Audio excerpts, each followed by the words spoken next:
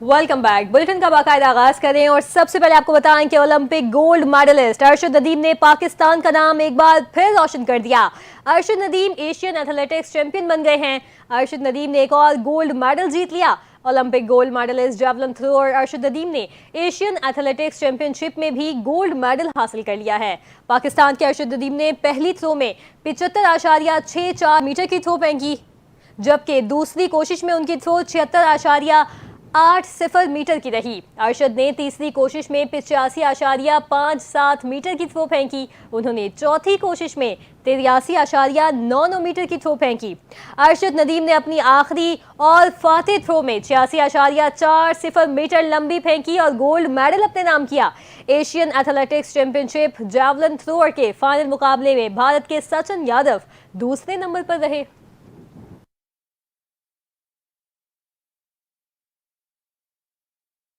Asian athletics championship में gold medal जीतने पर अरशद नदीम के घर जश्न का समा है। अरशद नदीम की वालिदा ने एनटीएन से खुसूसी गुफ्तगू करते हुए कहा, मुझे अपने बेटे पर फख्र है। अरशद नदीम आइंदा भी मुल्क का नाम रोशन करेगा।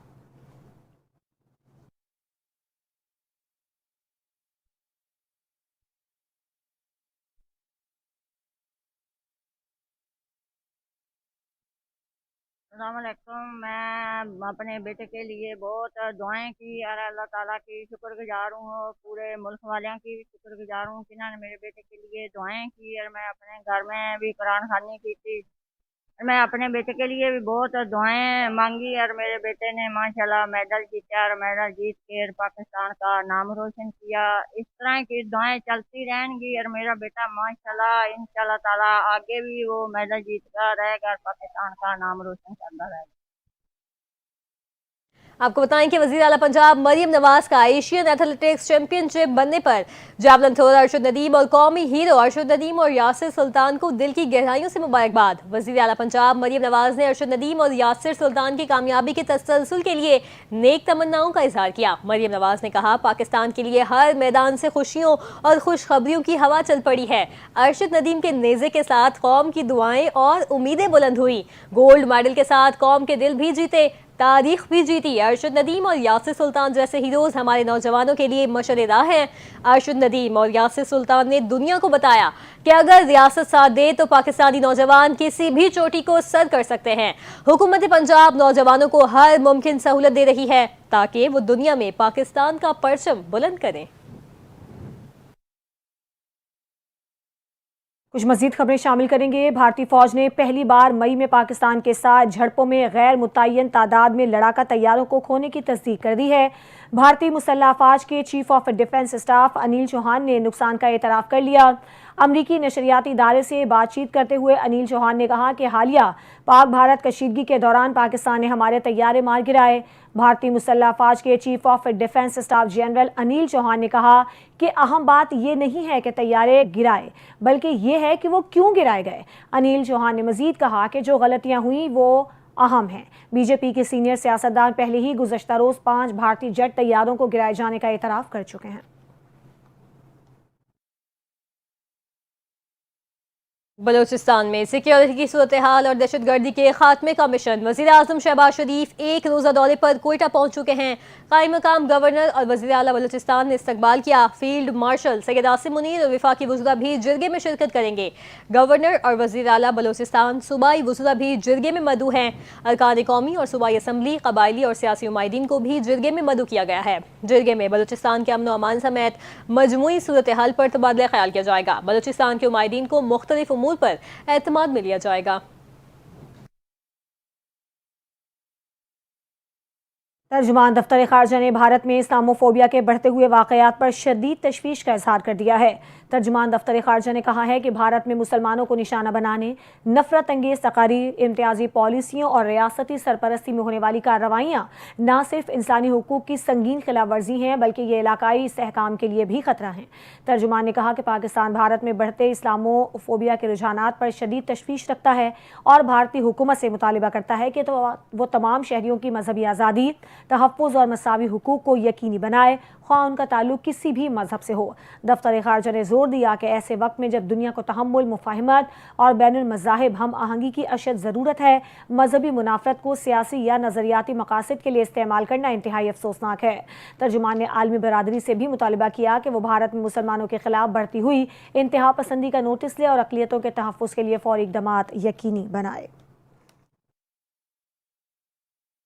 پنجاب حکومت نے غیر قانونی ہاؤسنگ سوسائٹیز کی ریگولرائزیشن کا فیصلہ کر لیا۔ وزیر اعلیٰ پنجاب مریم نواز کی زیر صدارت ہاؤسنگ سیکٹر سے متعلق اعلیٰ سطحی خصوصی اجلاس ہوا۔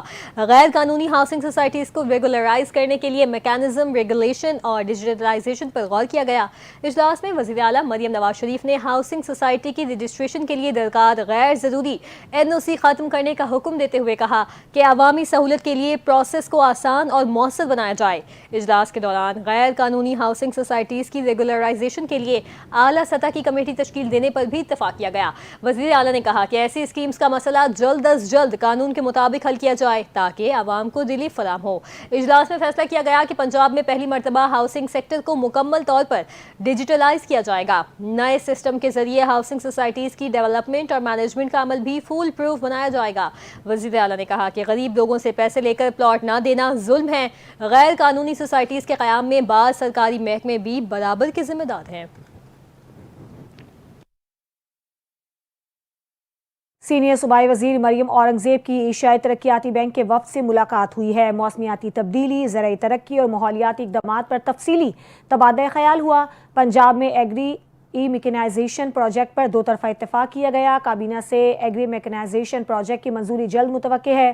ملاقات میں ایگری یونیورسٹیز کو عالمی اداروں سے منسلک کرنے کی حکمت عملی زیر غور بھی آئی۔ مریم اورنگزیب نے بتایا کہ صحت، تعلیم، زرعی میکنائزیشن، کسانوں کی فلاح و بہبود، کاربن کریڈٹس، ہر شعبے میں مقامی ایکسپرٹس بنانا وزیر اعلیٰ پنجاب مریم نواز شریف کی ترجیحات میں شامل ہے۔ مریم اورنگزیب نے وفد کی آمد اور تعاون کی یقین دہانی پر شکریہ ادا کیا۔ مریم اورنگزیب نے کہا کہ پروگرام میں زراعت، انرجی، ٹرانسپورٹ سمیت تمام متعلقہ ادارے شراکت دار ہیں۔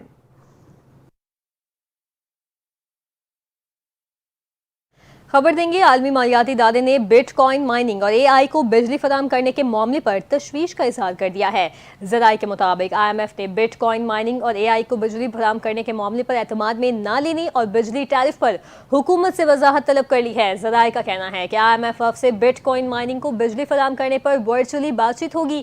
IMF نے کرپٹو کرنسی کا سٹیٹس تاحال لیگل نہ ہونے پر بجلی مختص کرنے پر وضاحت مانگی ہے۔ IMF نے مطالبہ کیا کہ قرض پروگرام میں رہتے ہوئے تمام اقدامات مشاورت سے کیے جائیں۔ حکومت کی معاشی ٹیم کو بجٹ پر مذاکرات کے دوران IMF کے سخت سوالات کا سامنا ہے، جبکہ بجلی فراہمی کے اقدام پر IMF کی جانب سے مزید سخت بات چیت کا خدشہ ہے۔ ذرائع کا یہ بھی کہنا ہے کہ پاکستان اور IMF نے تمام معاملات پر ورچوئل مذاکرات جاری رکھنے پر اتفاق کیا ہے۔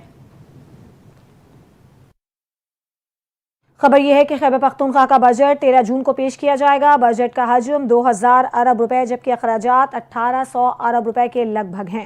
مشیر خزانہ خیبر پختونخوا مزمل اسلم نے بجٹ کے حوالے سے گفتگو کرتے ہوئے بتایا کہ امن و امان کی صورتحال اچھی نہیں، ہمیں ضم اضلاع میں فنڈز لازمی لگانے ہوں گے۔ انہوں نے مزید کہا ہے کہ ہم وفاق سے بھی کیوں مانگیں۔ مشیر خزانہ کا کہنا تھا کہ تنخواہ میں اضافے کا تو نہیں کہہ سکتے لیکن تنخواہوں پر ٹیکس کم کرنے کا کہیں گے۔ ترقیاتی اخراجات میں 40% اضافہ کر رہے ہیں۔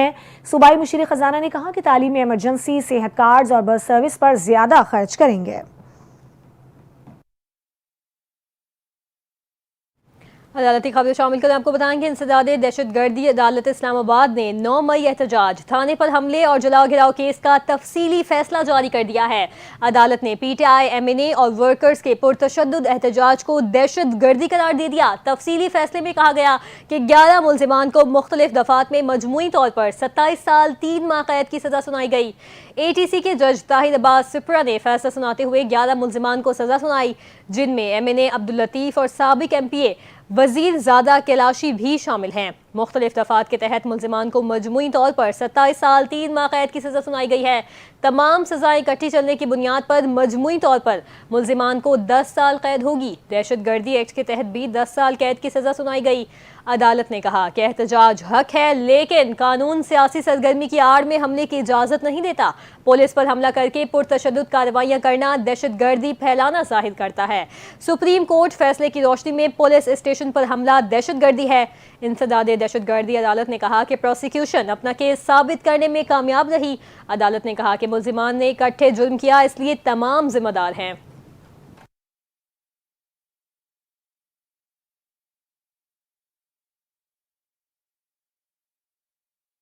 پاکستان ریلویز نے 11 ماہ میں 83 ارب کی ریکارڈ آمدنی حاصل کر لی ہے۔ پاکستان ریلویز کے ترجمان نے کہا ہے کہ گزشتہ مالی سال کے 88 ارب سے زائد آمدن کے امکانات ہیں۔ ترجمان پاکستان ریلویز کے مطابق 11 ماہ کے دوران مسافر ٹرینوں سے 42 ارب، مال گاڑیوں سے 29 ارب، دیگر ذرائع سے 12 ارب کی آمدن حاصل ہوئی۔ کراچی ڈویژن نے مسافر ٹرینوں سے 13 ارب جبکہ مال گاڑیوں سے 25 ارب کمائے۔ لاہور ڈویژن نے مسافر ٹرینوں سے 10 ارب، مال گاڑیوں سے 1.25 ارب ریونیو حاصل کیا۔ راولپنڈی ملتان ڈویژن نے پیسنجر سیکٹر سے مجموعی طور پر 8 ارب آمدن حاصل کی۔ ترجمان ریلویز کے مطابق پچھلے سال اسی عرصے میں ریلوے نے 77 ارب ریونیو اکٹھا کیا تھا۔ وفاقی وزیر ریلوے حنیف عباسی نے کہا ہے کہ محنت اور لگن سے ریلوے کو پاؤں پر کھڑا کریں گے۔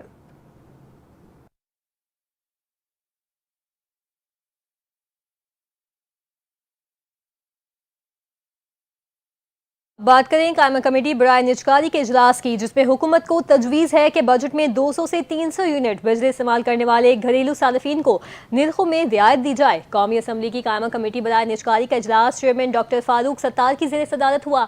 اجلاس میں شدید گرمی، بڑھتی ہوئی لوڈ شیڈنگ اور بجلی کی تقسیم کار کمپنیوں کے ناقص انتظامات پر شدید تشویش کا اظہار کیا گیا۔ ڈاکٹر فاروق ستار نے کہ الیکٹرک، ہیسکو اور سیپکو کی کارکردگی پر برہمی کا اظہار کرتے ہوئے کہا عوام کو جیتے جی مار دیا گیا۔ اجلاس میں ارکان نے بجلی کمپنیوں کی نگرانی سخت کرنے اور متبادل توانائی کی پالیسی پر زور دیا۔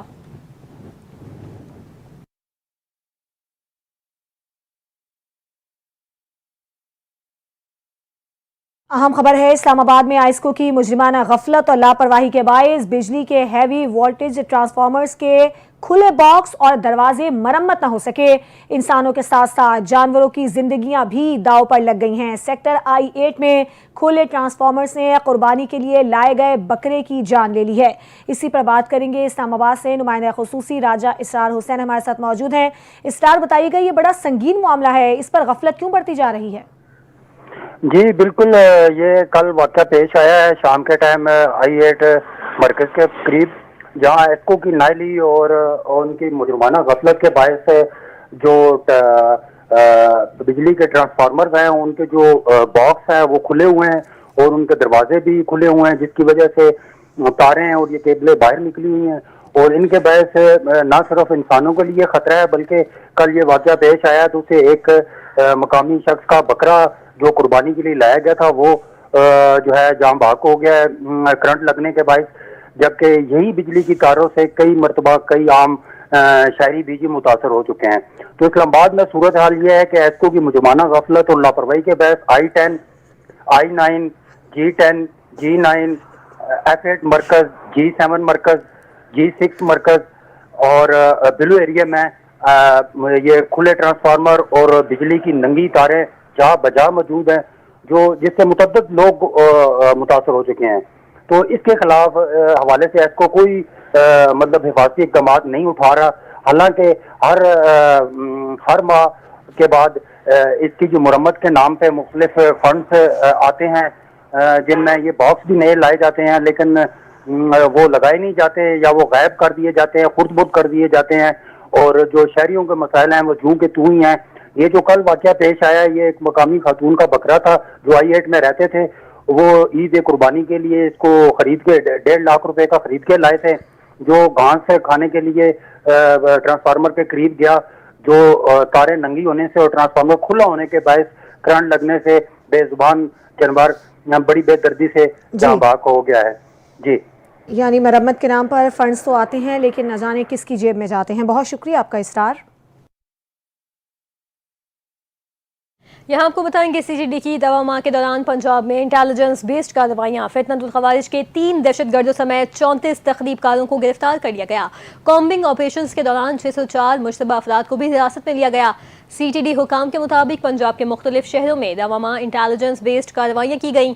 कार्रवाइयों के दौरान 34 दहशतगर्द गिरफ्तार कर लिए गए। लाहौर और बहावलपुर से फितना अल खवारिश के 3 दहशतगर्द भी पकड़े गए। हुकाम का कहना है कि कार्रवाइयाँ लाहौर, बहावलपुर, रावलपिंडी, ननकाना साहब, मियांवाली, गुजरांवाला और जहलम में की गई। लाहौर से 2, बहावलपुर से 1 फितना अल खवारिश का दहशतगर्द गिरफ्तार हुआ। CTD हुकाम ने बताया कि दहशतगर्दों से धमाका खेज मवाद बरामद हुए। कॉम्बिंग ऑपरेशंस के दौरान 604 मुश्तबा अफराद को हिरासत में भी लिया गया।